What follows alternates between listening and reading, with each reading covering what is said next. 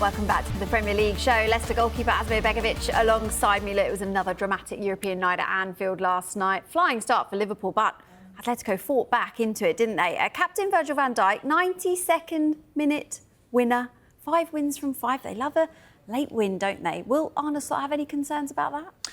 No, I don't think so. I think he'll be very pleased with that, actually. I think when you look at the mentality of these teams, top teams have that. You know, it's the relentless attitude to go all the way to the end. And I think it's so important because it's not always going to be straightforward to win the game early on and make sure it's cruise control from there. So sometimes you have to go all the way to the end. I think what will please him as well is the players that are scoring those goals, the squad, the substitutions, the bench impact. So I think overall for him it'll be a positive thing. Ideally, of course, you'd like to score a bit more and win games a little bit more comfortably, but ultimately it's about winning and having that relentless mentality. And, you know, I think Jurgen Klopp called them mentality monsters back in the day. So yeah. They're definitely proving that right. Listen, from a goalkeeper's perspective, a late winner, that must be hard to take when it's scored against you. You think you've got there, you think, oh, I've got a few more seconds left, and then bam. Oh, yeah, absolutely. When you're on the receiving end of it, it's definitely difficult, but then there's no better way of winning a game. So if you're on the other side, it's a fantastic moment. So I think from them, they're taking a lot of confidence. Liverpool, I mean, as strong as ever. Within as well, a side that is still embedding new signings. I mean, we saw with Alexander Isak starting for the first time last night, a bunch of new signings this summer. So I think from that standpoint, to be winning, keeping that confidence going and embedding all these players, I think for them it's a positive thing. OK, great. Dave, over to you. Now, every time you think they just can't keep doing it, they just keep on doing it, don't they, Liverpool? They just keep scoring late goals to win games. Another one last night against Atletico Madrid. And then in the Premier League as well, Mo Salah's penalty against Burnley meant that Liverpool became the only side in history to score winning goals in the final 10 minutes in 4 consecutive Premier League matches. Now, what this means is that Liverpool haven't actually spent that long in front in a game. This shows us the Premier League's game state. So that's the proportion of time on the pitch that teams are losing, drawing or ahead. We've picked out the top 7 teams here who've been in a winning game state for the longest time. Bournemouth have been in front in the Premier League 66% of the time this season. That's the most out of anyone. Despite winning 4 out of 4 and being top of the Premier League, Liverpool have spent just 32% of their playing time in front. Now, most of that is probably accounted for by the time they were ahead against Bournemouth on the opening night of the season. The rest of the time, Liverpool have been in a drawing game state. So, can Liverpool keep this going? This is their fixture difficulty rating by opponent's league position over the next 6 game weeks. It's the Merseyside derby next in big, bold red for you. That is a tough game for Liverpool. Then it's away at Crystal Palace. Then they have got a trip to Stamford Bridge as well, another difficult game for Arne Slot's side.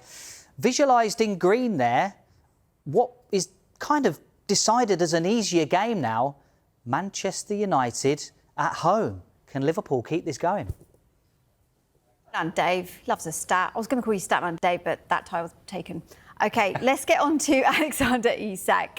We saw glimpses of his potential link-up play with Isak and Florian Wirtz. How much has he impressed you so far?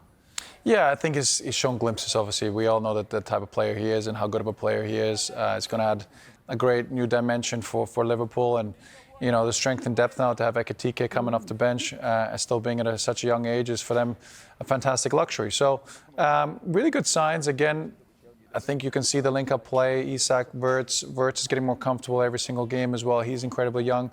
So I think for them, so much potential to grow, to get better. And if they're winning all the games now, just imagine, obviously, as the season goes on, it's going to get even better. So for them, I think they're in a really good position. Yeah, I wanted to ask you about strength of depth, actually, because, as you mentioned, Ekitike came on. At the same time, Alexis McAllister, Connor Bradley replaced Gakpo and Frimpong. How key is that strength in depth? We've heard it a lot about Arsenal already this season as well. Yeah, I think it's huge. I think it's especially for their ambitions. I think they want to go all the way in 4 competitions. And they want to win the Premier League, Champions League, and of course the cup competition. So for them, if those are your ambitions and that's what you want to do, is to win every game and every competition you're in, then you need a squad to do that. You need 20+ players who are ready to go at any time and, you know, make that difference when called upon, obviously off the bench or obviously from the beginning of the game. So they're going for all 4. How many are they going to get? Yeah, I mean, that's a good one. I'd reckon Liverpool this year. I know a lot of people have got them as the favourites for the Premier League, so that could be one. And I think if they get another one, they'll be very happy because again, the teams in the Premier League and the competition is incredibly fierce. You look at the Champions League and some of the teams at the top looking fantastic. Again, you look at Bayern Munich last night, very impressive against Chelsea. So there's going to be some really top competition for them as the season goes on. And if they keep a lot of their players healthy, stay away from injuries, I reckon Liverpool could win maybe a couple of trophies. OK, 2 out of 4, 50%. Yeah, That's what there you're you going for. Look, I wanted to ask you about Diego Simeone. He said that he regretted his clash with some Liverpool fans at the end of the match at Anfield, but he did reveal that it was sparked by insults that he received throughout the game. There are questions that, as a coach, did he let himself down? But also the other side of it is he's only human. You know, what's your take on it? Yeah, I think, football is played by human beings.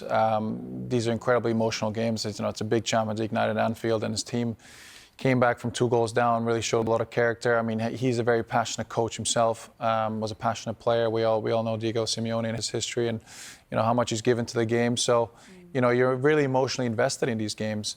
So if something's being said, you're being heckled from the crowd, and you can see that goal at the end, it's a bitter pill to swallow. It really is. It's a big kick in the teeth. And I think for him, it's a reaction. It's an emotional reaction. It's a human reaction. Of course, you'd like to maybe handle it differently, and he might regret it a little bit, but it's totally understandable. Next up for Liverpool then, Merseyside derby, as you mentioned, at Anfield on Saturday. Do you think Everton are going to be wary of their attacking threat here? They really will be. I think, again, Liverpool have had the upper hand in obviously recent years. But I think Everton will be full of confidence. I think the way they're performing, I think the performance against Aston Villa, even though they didn't win the game last weekend, was at a really high level. Really good start, some top signings with Jack Grealish and Dewsbury Hall within that side. So I think they go to Anfield probably in the best position they've been in a long time heading to Anfield. I've been there the last 3 or 4 years, and we've always gone to Anfield on the back foot a little bit, fighting against relegation. So actually the fact that Everton are so high up the table, playing so well, playing freely, it's almost a bit of a free hit going there. I think you can go there and really express yourself, give it a really good go. The fact that Liverpool played on a Wednesday night, early kickoff on Saturday, I think will be helpful for Everton. So they'll be wary. Listen, Liverpool is a top side, top attacking threats all over the pitch.